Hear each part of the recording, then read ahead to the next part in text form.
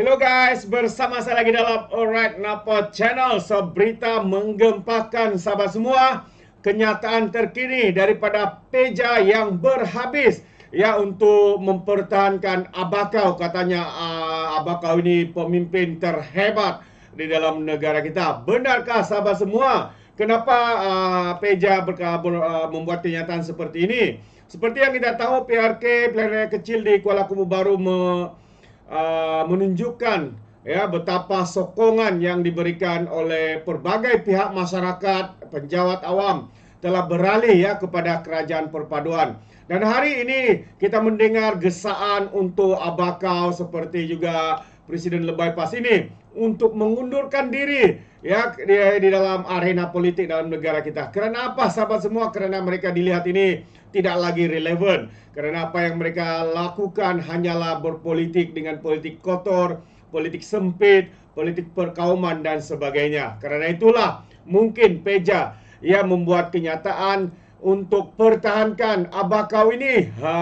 Dan bagi saya sendiri juga, Abakau ini pun bukanlah hebat sangat menjadi Perdana Menteri pun bukannya atas sokongan rakyat, bukannya kerana mendapat kuasa itu dengan cara yang benar, tetapi hanya mendapat kuasa melalui cara tebuk atap, pengkhianatan dan sebagainya. Adakah itu dianggap sebagai hebat? Ya, mungkin hebat untuk menebuk atap bersama dengan PAS. Itu dia. Jadi sahabat semua, hari ini Peja berkata Muhyiddin adalah pemimpin yang tiada galang gantinya. Itu antara kenyataan ataupun respon daripada Peja yang melalui gesaan orang ramai untuk Abakau ini berhenti dalam arena politik. Jadi tidak pernah terlintas, kata Peja sama sekali di dalam fikiran pemimpin atasan bersatu untuk meminta presiden mereka Muhyiddin Yassin mengundurkan diri, kata Ahmad Faizal Azumu ataupun dikenali sebagai Peja.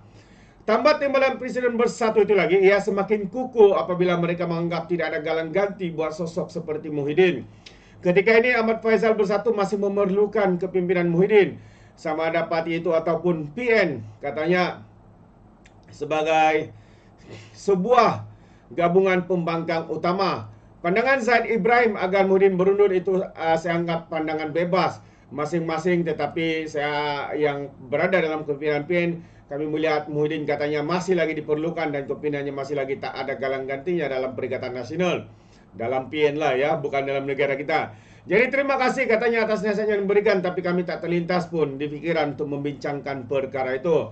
We are doing right katanya, kami baik-baik saja katanya kepada Malaysia kini. Bekas Menteri Besar Perak itu yang digulingkan karena kelemahan.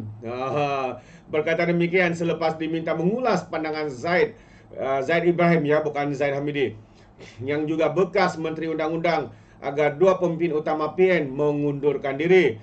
Dua individu yang disebut Zaid itu adalah Muhyiddin dan juga Abdul Hadi Awang. Abdul Hadi merupakan Presiden PAS dan timbalan pengurusi PN.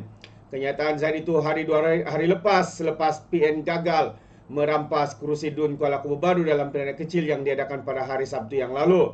Semalam Zaid dilaporkan menasihatkan Muhyiddin dan Abdul Hadi agar memberi laluan kepada pemimpin muda dengan idea baru mengemudi Perikatan Nasional bagi menghadapi politik semasa. Katanya PS mencatat kemenangan besar kepada PN, tiada apa-apa lagi boleh ditawarkan kepada pengundi untuk daripada calon Perikatan Nasional katanya. Kuku dari masa ke semasa sebagai contoh, kata Zaid, Muhyiddin cuma kerap bercakap tentang pencapaiannya ketika menjadi Perdana Menteri, manakala taktik menakut-nakutkan orang Melayu kepada DAP oleh Abdul Hadi tidak lagi terpakai. PRK Kuala Kubu Baru dimenangi calon PS Pang Sok Tau yang menewaskan 3 pencabar lain, termasuklah yang utama daripada PN Khairul Azhari Saud dengan perbezaan 3,869 undi.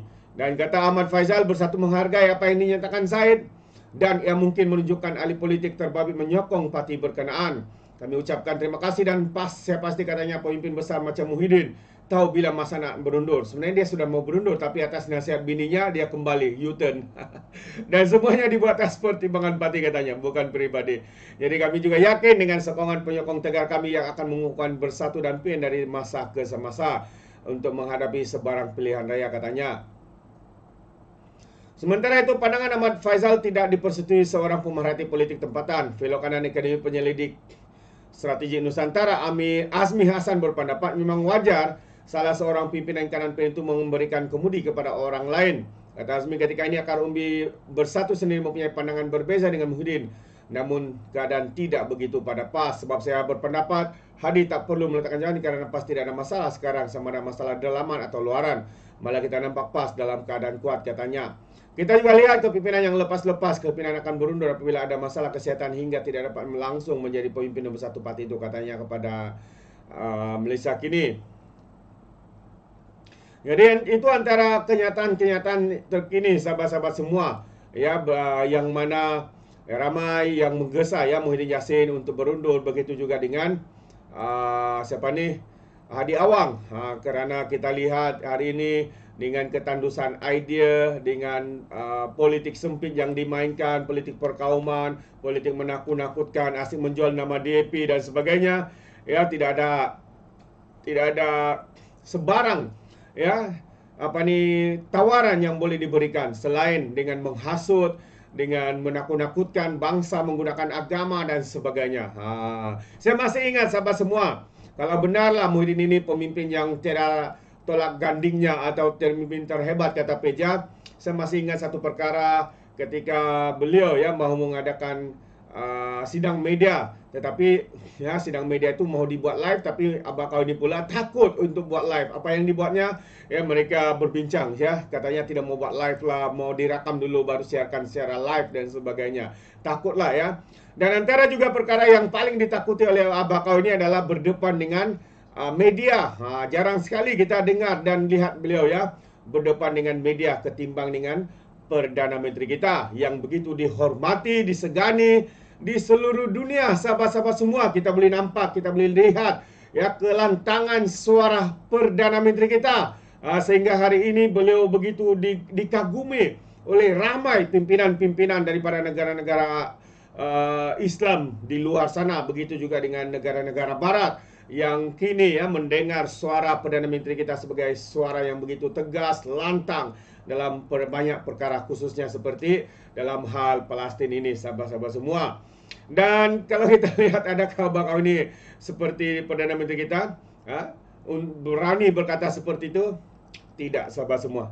Ya, saya boleh anggap ia hanya berani berkokok di reban sendiri, di kampung sendiri. Tidak seperti Perdana Menteri kita. Hari ini Perdana Menteri kita jumpa dengan pemimpin Hamas di Qatar. Itu antara perkara yang berlaku di Qatar hari ini, yang mana Perdana Menteri bertemu dengan delegasi Hamas yang diketuai oleh pemimpin politiknya Ismail Haniyeh di luar rawatan rasmi 3 hari bekas Perdana Menteri itu di Qatar. Perdana Menteri berkata semasa mesyuarat itu dia telah diberikan taklimat terkini mengenai situasi terkini di Palestin.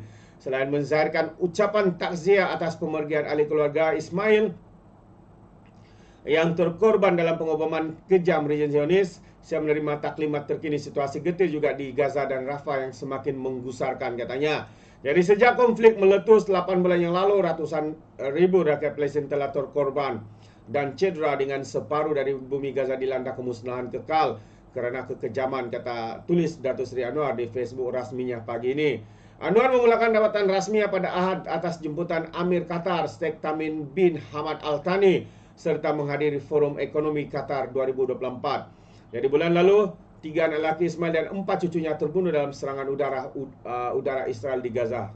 Jadi mengulas lanjut, Datuk Seri Anwar berkata bahawa Malaysia akan kekal komited di persaudaraan antarabangsa yang menyeru agar serangan dihentikan terhadap Palestin dan menyediakan bantuan kemanusiaan, perubatan, pendidikan kepada mangsa perang.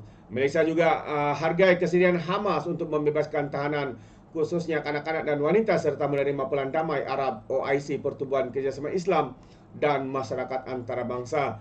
Dalam masa yang sama, Malaysia mendesak Israel untuk menghentikan pembantaian ke atas rakyat Palestin, membebaskan semua tahanan rakyat Palestin dan bersetuju dengan pelan pendamaian itu, katanya. Jadi itu antara perkara yang berlaku ya di sempena lawatan Perdana Menteri kita di Qatar, sahabat semua. Sempat bertemu ya pemimpin utama Hamas ya untuk membincangkan dan juga diberi taklimat ya berkaitan dengan situasi yang melanda dan terkini ya di Palestin dan sebagainya. Jadi adakah perkara ini dilakukan oleh mantan Perdana Menteri Kerajaan Tepuk Atap? Tidak, sahabat-sahabat semua. Seperti yang saya katakan, mereka hanya hebat berkokok di reban kampung sendiri, tapi tidak di luar sana. Mereka begitu takut, sedangkan buat live pun takut, sedangkan bertemu dengan para wartawan untuk ditanya dan sebagainya pun takut. Ini kan pula katanya tiada tolak gandingnya, ya, pemimpin bersatu ini antara kenyataan dari Peja. Itu antara pandangan saya, sahabat semua. Bagaimana pula dengan Anda? Adakah Anda setuju dengan Peja bahwa Muhyiddin adalah pemimpin terhebat dalam negara kita? Satu persoalan yang benar, satu persoalan yang menarik. Benar atau tidak, sahabat semua? Anda boleh berikan komen Anda. Terima kasih. Sampai di sini saja. Izinkan saya untuk mengundurkan diri. Dan seperti biasa, peribahasa mengatakan, tapapun keangkap dua ton keinginan. Dalam bahasa Melayunya, tepuk dada, tanya selera. Sekian saja daripada Orang Dapat Channel. Kita berjumpa lagi. Bye-bye.